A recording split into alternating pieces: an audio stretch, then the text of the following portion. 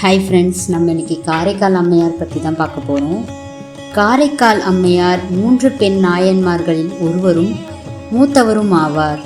கையிலை மலையின் மீது கைகளால் நடந்து சென்றவரை சிவபெருமான் அம்மையே என்று அழைத்ததாலும், காரைக்கால் மாநகரில் பிறந்தவர் என்பதாலும் காரைக்கால் அம்மையார் என்று வழங்கப்பெறுகிறார்.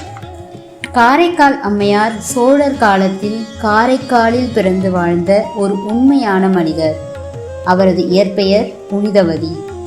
அவர் சிறு வயதிலிருந்தே சிவபக்தராக இருந்தார். மேலும் எப்பொழுதும் நமச்சிவாய சிவ மந்திரம் என்று உச்சரித்து கொண்டிருப்பார்.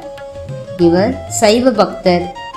மேலும் இவர் பாடிய அற்புத திருவந்தாதி மற்றும் திருவாலங்காட்டு மூத்த திருப்பதிகம் போன்ற படைப்புகள் சைவ சமய இலக்கியத்தில் முக்கியமானவை. சிவபெருமானின் நடனத்தை கண்டு வியந்து பாடியவர். காரைக்கால் அம்மையாரின் கணவர் கொடுத்தனுப்பிய மாம்பழங்களில் ஒன்றை சிவனடியாருக்கு அளித்து பிறகு அற்புதமாக மாம்பழத்தை பெற்ற நிகழ்விலிருந்து இறைவனை சரணடைந்தார்.